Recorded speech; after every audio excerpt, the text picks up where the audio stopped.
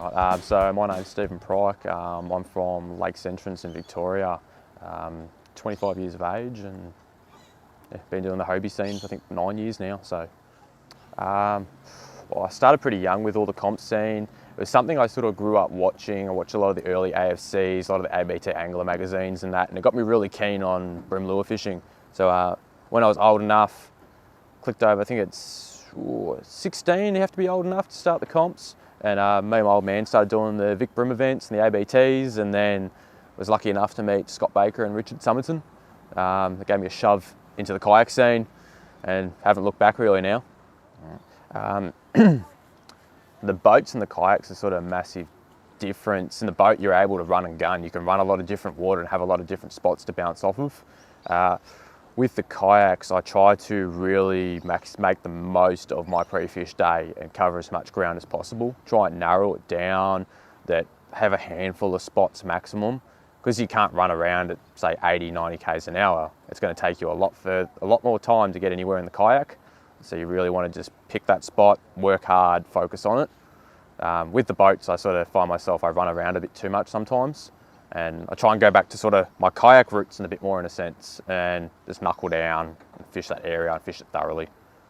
The ABT and the Hobie, I know I've always found it really enjoyable. I've met some great people here. Some of the guys that have beaten both scenes are some of my best mates, and you meet people from all walks of life all around the country. And the events, as much as we're here to compete and here to fish, you just get to catch up with everyone, see everyone. And I've always been a very competitive person. So that competitive nature of a tournament, I find very appealing. So through the boat and kayak, I love fishing super shallow. Like a lot of the time you'll see me with the boat, the engine's fully jacked all the way up. I'm as shallow as possible, coughing sand up on the electric, and same with the kayak. Like stages, you can't even use the Mirage drive, you're that shallow. So top water, walking little, like the Bass Day sugar pens along the top, or non-weighted plackies on a little worm hook like we've got on this one, and just walk it through the shallows. Yeah, so I've been lucky enough to be with Frogleys for I think 5 to 6 years now. They've been a great company and a lot of support, especially through the younger years of growing into the tournaments. They've helped me progress as an angler and give me access to a lot of great product. Probably the biggest thing with them is sort of what you put in, you get back. If you work hard, they see you doing well in tournaments, they do give you the recognition. I've been lucky enough, I've worked with Fishing Monthly for quite a while now too, so I do a lot of media coverage for them in articles and stuff like that. So sort of I get them plenty of exposure by that, and they sort of help me back in return. Favourites, sort of hard for me to narrow down. There's a lot in the range that I do like. The two that I probably go to the most is either the old school Crank 38 and Ghost Gill. It's been around forever, still catches yellowfin as good as ever.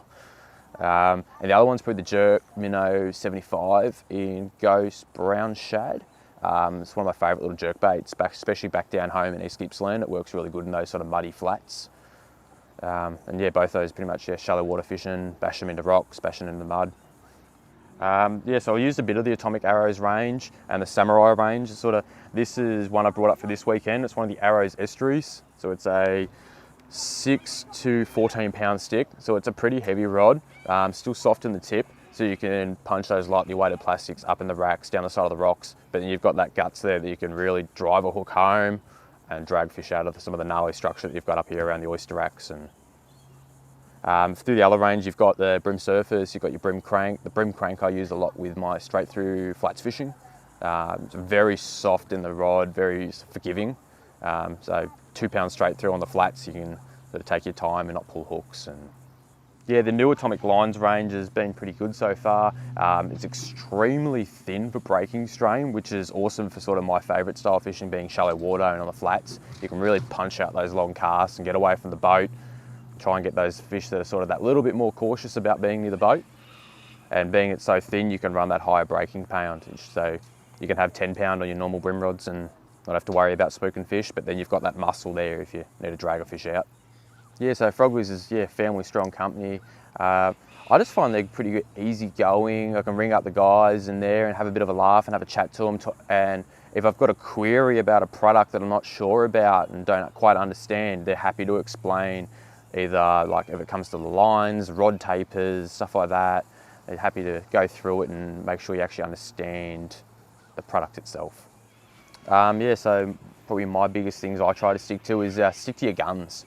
Like, I don't try and outcompete someone in their strength. I try and utilise my strengths and fish to that. So that's why I normally always, fish super shallow. Don't be afraid to beef up your gear. Like, some people look at me a bit funny sometimes when I'm running 3,000 size reels in comps, but your 3,000 will get you a lot of line per crank, so it'll really help you. So don't be scared to beef up your gear. And probably really try and make the most of your marine electronics. That's a big thing that I've always tried to keep on the front of that, having good quality electronics like the live imaging.